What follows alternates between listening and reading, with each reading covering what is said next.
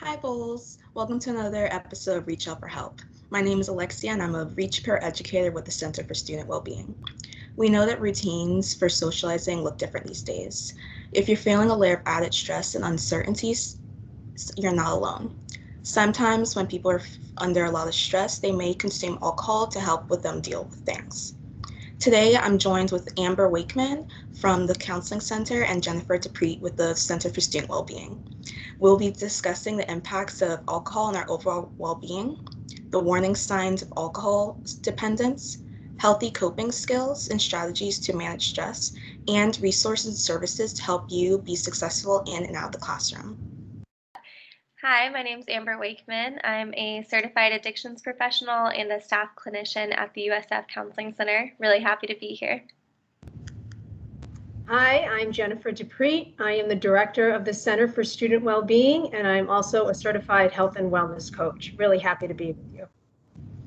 Thank you so much for being here. So today I want to start off our questions with Amber, and I want you to talk about what are some of the warning signs of substance abuse. So some of the warning signs could be trouble concentrating, which can affect your academic performance, avoiding social activities with friends and family, engaging in risky behaviors, or sudden mood changes. Those can all be signs of substance abuse. Thank you. And related to that, is it true that having some alcohol before bed is a good way to help relax and get a good night's sleep? So, the short answer to that is no. Alcohol does not improve sleep quality.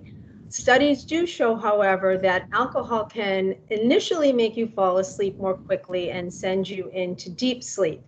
However, what happens is it ends up impacting REM sleep, which is really critical for restoration. And it's also when we have our dreams. So that occurs periodically throughout the sleep cycle. When REM sleep is interrupted, the following day you'll most likely experience daytime drowsiness and an inability to concentrate. Alcohol consumption also impairs breathing and can cause something called sleep apnea, which means there are pauses in breathing throughout the night. So what happens is if your breathing is interrupted, that means you're waking up, but you're not really aware that you are waking up throughout the night as a result of that, which again can cause and increase that sense of daytime drowsiness and inability to concentrate. Thank you. I think that's a very good point for students to understand that that's not going to give them a good night's rest. And related to that, back to Amber, how are stress management and substance abuse related? So, stress is a huge risk factor when we're talking about substance abuse. Stressful life events, including a pandemic, combined with poor coping skills, can easily lead to an increase in alcohol use or other substance use as a way of self medicating. So, if we're able to learn healthier ways of managing our stress, then we're less likely to abuse alcohol or other substances. Wow. And for students that may be using alcohol, Jennifer, how does alcohol impact academic success? So the National Institutes of Health conducted a study, and what was shown was that alcohol consumption can have negative impacts on academic performance. And that comes in the form of reduced hours that are spent on studying, on homework, as well as time spent in the classroom. And another study showed that alcohol can have a direct negative impact on GPA. The same study also confirmed that alcohol consumption does have this impact in the reduced amount of time that students spend studying and dedicating to their academics. Wow. And kind of like what you said, Amber, with the pandemic and the added stress that students may be feeling, how does increased isolation and anxiety during COVID-19 affect substance abuse? So, I think if you ask anyone right now, they'll tell you that the pandemic has taken a toll on their mental health, whether it's the sheer uncertainty of what's going to happen, feeling less connected to people in their support system, feeling isolated, even quarantined. All of these situations can lead to really difficult emotions like anxiety and fear, anger, irritability, even boredom. And so those emotions are already known to trigger people struggling with substance abuse. And then for those who might not have identified substance use as an issue before the pandemic started, they might be seeing an increase in their use because it provides temporary relief for some of those difficult emotions. Thank you. And related to that and about students' academic success, what are other ways that alcohol will affect the health and well-being of these students? So there are several areas that alcohol can also impact regarding well-being. One of those comes in the form of, some people like to mix alcohol with Red Bull, let's say. So in that circumstance, you're combining a depressant, which would be alcohol, with a stimulant, and that would be caffeine that is found in Red Bull. The caffeine masks the effects that someone might be experiencing as a result of alcohol.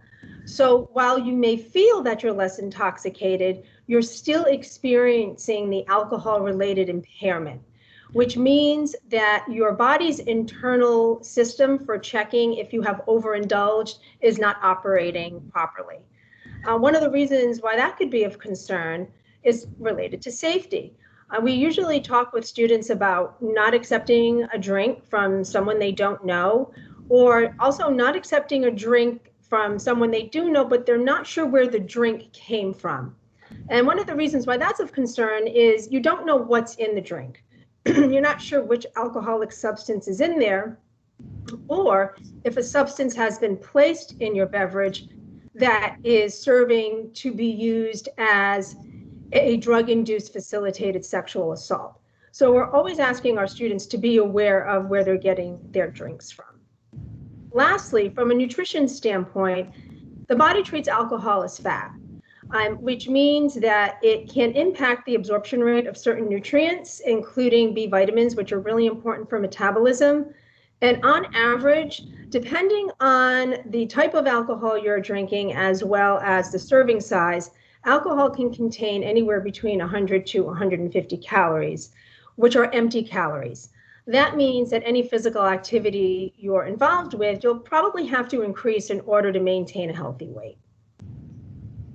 There's some really great points about keeping yourself safe and even the nutritional aspect of alcohol. Thank you for sharing that with us.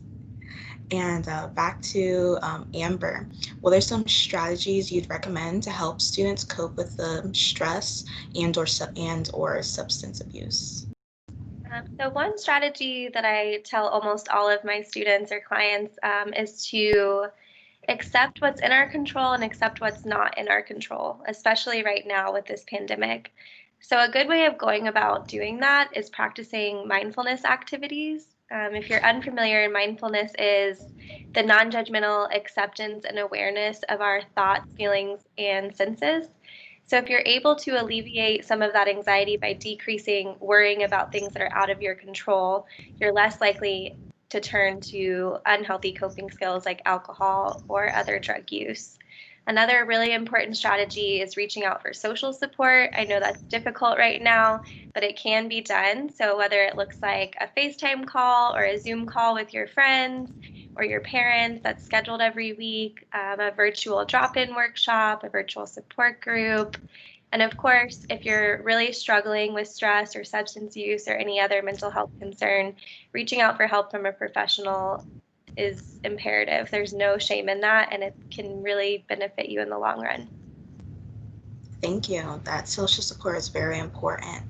And going into that, Jennifer, what kinds of programs and outreach are available for students through the Center for Student Wellbeing to educate on alcohol and other substances? So we have a variety of options. Our programs are delivered by both our professional health education staff as well as our REACH peer health educators. And so we do have a workshop that's called Rethink Your Drink. We also have a campaign called Watch Your Back, and that is aimed at helping students who do choose to drink, keeping in mind that the legal drinking age in the United States is 21, However, if a student does choose to consume alcohol, we want students to stay in their safe drinking zone, which would be based on gender and weight and some other contributing factors regarding the influence that alcohol could have on someone. There's also the alcohol EDU program that all incoming students are required to complete. And then in addition to that, we celebrate, or we bring to awareness, National Collegiate Alcohol Awareness Week, which happens during the third week in October. And that's something we'll be getting ready to address shortly. Thank you. And also, Amber, what are some of the resources available through USF Counseling Center for students to help them with substance abuse and other mental health concerns? At the Counseling Center, we offer individual counseling through telehealth. We have semester-long therapy groups. We have weekly drop-in workshops, including mindfulness meditation and coping beyond addiction. We also even have an after-hours phone line if you're experiencing a crisis. And all of that information can be found on our website, which is easily accessible for all students. Thank you. And thank you, Amber and Jennifer, for joining me today to talk about the resources that students can use to make sure that they are having a healthy time and how to help them with their stress and to prevent and or treat substance abuse. So for all of you watching, I just want to let you know, don't forget to reach out to the Counseling Center and the Center for Student Wellbeing online and to find out more information, or call the Counseling Center if you're interested in having an appointment or getting services and information. And also, I want you all to look out for more Reach Out for Help videos from the Center for Student Wellbeing. And I want you all bulls to have a great day. Thank you. Thank you.